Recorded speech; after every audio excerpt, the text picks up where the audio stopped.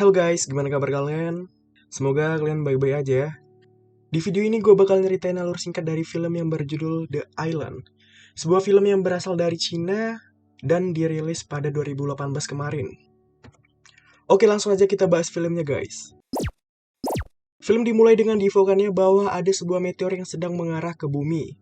Dan para ahli memberikan dua pendapat. Pendapat pertama, meteor tidak jadi jatuh ke bumi karena akan dibelokkan oleh gaya gravitasi.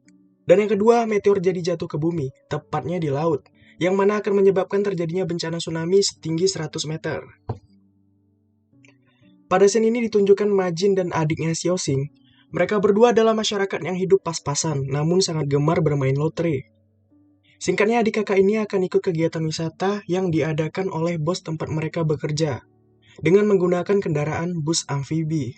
Di awal perjalanan, Majin mulai tampak mencari kesempatan untuk ngedeketin wanita cantik bernama Sansan, seorang janda muda yang Majin sukai.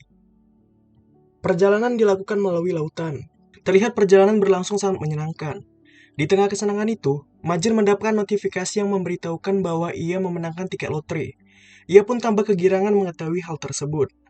Namun, tiba-tiba kesenangan itu pun sirna ketika mereka melihat terdapat tsunami yang berukuran sangat tinggi tepat di depan mereka, dan kemudian menghantam ke arah bus. Kali ini scene menunjukkan Majin dan rombongan lain terbangun di sebuah pulau yang sedang terjadi badai. Karena tidak melihat Sansan, Majin buru-buru pergi untuk mencarinya.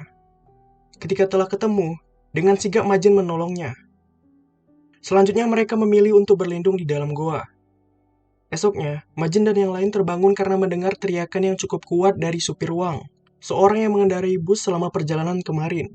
Karena telah membuat kebisingan, ia pun dihajar oleh yang lain dan kemudian disuruh untuk meminta bantuan ke pusat. Namun karena tidak ada sinyal, hal tersebut tidak dapat dilakukan. Mereka pun kemudian saling menyalahkan, terutama kepada si bos yang telah mengadakan kegiatan ini. Lalu mereka kembali lagi ke gua. Hari ketiga supir Wang mengajak untuk mencari air dan buah-buahan untuk dikonsumsi. Ternyata Wang adalah seorang mantan militer. Hal itu membuat dia paham betul apa yang harus dilakukan terlebih dahulu dalam keadaan saat ini. Memasuki hari ke-6, tampaknya mereka sudah dapat beradaptasi. Dengan mencoba mencari sinyal, memasang tanda SOS, juga bos mereka yang mencoba untuk memperbaiki bus yang akhirnya malah berujung apes. Kemudian supir Wang pergi mengajak mereka untuk pindah ke gua yang lebih besar. Malam harinya, diadakan diskusi untuk menentukan siapa yang akan memimpin mereka. Singkatnya terpilihlah supir Wang. Hari berikutnya, masing-masing orang telah diberi tugas. Hingga kini pun, masih belum tampak munculnya tanda-tanda akan datangnya bantuan. Karena tak sabar, Majin dan Sing pun akhirnya memutuskan untuk pergi dari pulau dengan menggunakan rakit. Sansan sempat menahan mereka.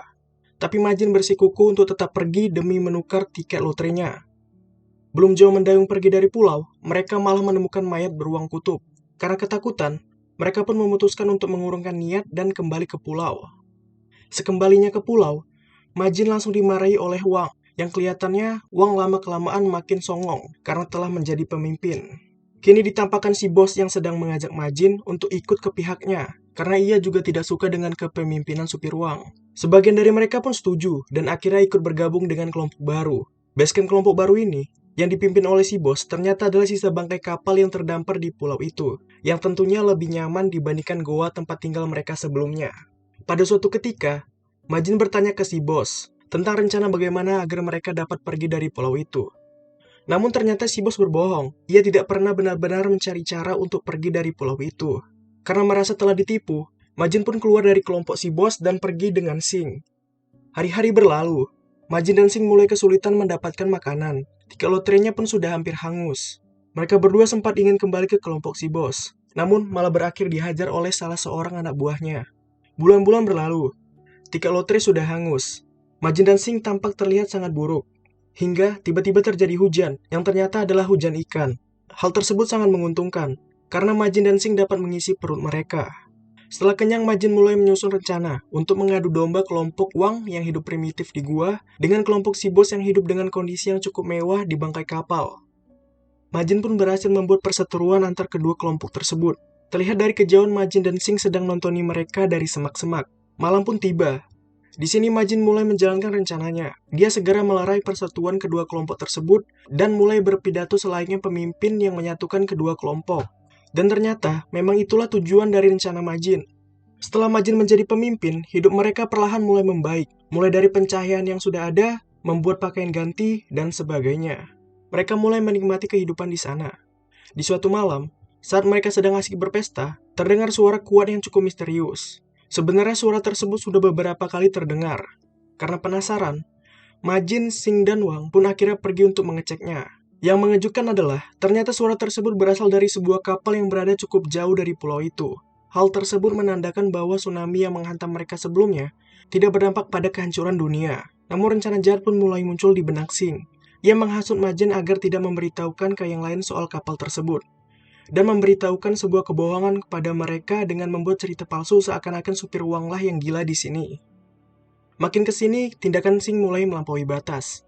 Ia menunjukkan video seorang anak kecil kepada si bos, yang ternyata anak kecil tersebut adalah anaknya si bos. Xing akan memberikan video tersebut dengan syarat si bos membuat pernyataan kalau seluruh aset miliknya telah menjadi milik Xing. Karena sangat ingin melihat video anaknya, si bos pun setuju. Majin tidak senang melihat hal tersebut, dan langsung memarahi Xing. Namun ternyata itu bukan akhir dari rencana jahatnya. Ia berniat meninggalkan yang lain di pulau tersebut hingga mereka mati. Majin tidak sependapat mengenai hal itu. Lalu ia pergi untuk meminta maaf kepada supir Wang dan mulai menyusun sebuah rencana. Mereka berdua pun mulai menjalankan rencana.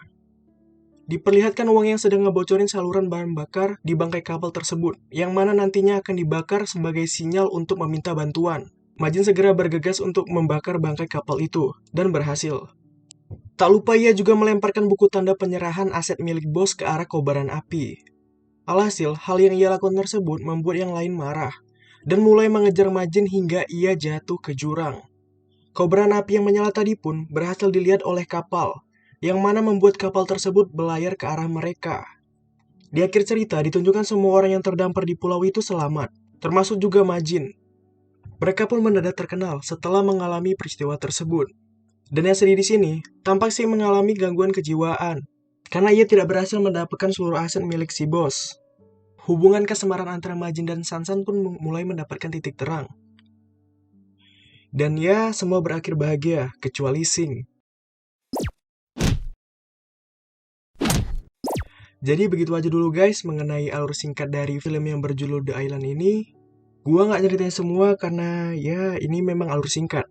Dan jangan lupa guys, like and subscribe. Jika kalian ada request film yang ingin dibahas selanjutnya, silahkan tulis di kolom komentar. Jadi gitu aja dulu guys.